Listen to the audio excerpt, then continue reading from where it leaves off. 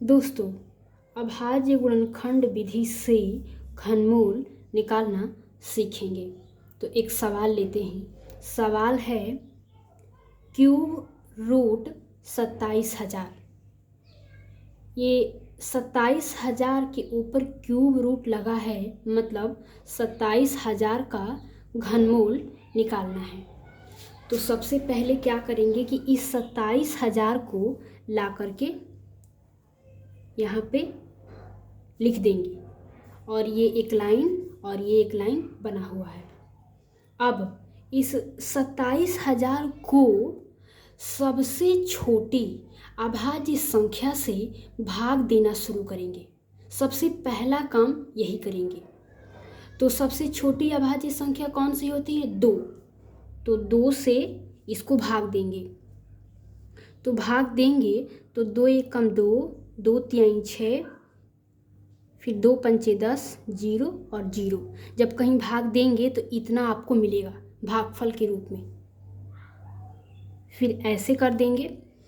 फिर दोस्तों, जब तक 2 से कटता रहेगा, यानी जब तक 2 से भाग लगता रहेगा, तब तक 2 से ही भाग लगाएंगे। फिर 2 से कटेगा तो फिर 2 से काटेंगे। तो काटेंगे तो 2 छक्के 12, 2 सत्ते 14, 2 पंचे 10, फिर 0। अभी भी 2 से कट रहा है तो फिर से 2 से काटेंगे। तो 2 तिहाई 6, 2 तिहाई 6, 2 सत्ते 14, 2 पंचे 10। अब देखिए, अब ये जो 3 3 7 5, अब ये 2 से नहीं कटेगा। तो अब इसको अगली अभाज्य संख्या से काटेंगे। तो अगली अभाज्य संख्या कौन सी आती है? 3। तो अब इसको 3 से काटेंगे। तो 3 से जब भाग इसको देंगे तो क्या आएगा? 3 एकम 3, 3 एकम 3, 3 दूनी 6, 3 पचे 15। ये 1125 क्या अभी भी 3 से कटेगा? हाँ, अभी भी 3 से कटेगा। तो अब जब तक 3 से कटेगा तब तक 3 से ही काटते रहेंगे। तो फिर 3 से काटेंगे। तो जब 3 से काटेंगे तो 3 त्रिके 9, फिर 3 सत्ते 21, 3 पचे 15। फिर ऐसे कर दीजिए। अब 3 से जब 1125 में भाग दिए हम लोग तो आ गया 375। तो क्या 375 अभी भी 3 से कटेगा? हाँ, अभी भी कटेगा। तो फिर से 3 से इसको भाग देंगे।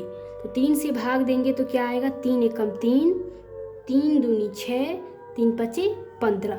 फिर ऐसे कर देंगे। अब आ गया भाग देने पे 125। तो अब 125 जो है, अब 3 से अगर हम लोग चाहें कि फिर से 3 से इसको भाग दें तो 125 3 से कट नहीं पाएगा पूरा पूरा। इसलिए अब अगली अभाज्य संख्या खोजेंगे। तो अगली अभाज्य संख्या कौन सी आती है? 5। तो 5 से 125 पूरा पूरा कट जाएगा, यानी पूरा पूरा भाग लग जाएगा। तो अभी इस 125 को 5 से काटेंगे। तो आइए काटते हैं। 5 दूनी 10, फिर 50 25 हो गया। अब फिर जब तक 5 से कटेगा तब तक 5 से काटते रहेंगे। तो क्या 25 5 से कट पाएगा? हाँ, कट पाएगा। फिर तो 50 25, ठीक। अब फिर 5 से कटेगा तो फिर 5 एकम 5। अब इतना करने के बाद से आखिरी में आ गया 1। अब जितना कटना था उतना कट गया। अब आखिरी में 1 आ गया है। अब दूसरे नंबर पे क्या करेंगे कि ये साइड में ये जो संख्याओं को आप लोग देख रहे हैं साइड में, इन सभी संख्याओं को यहाँ पे गुणा के रूप में पहले लिख लेंगे। तो 27,000 बराबर कितने 2 हैं? 1 2 3।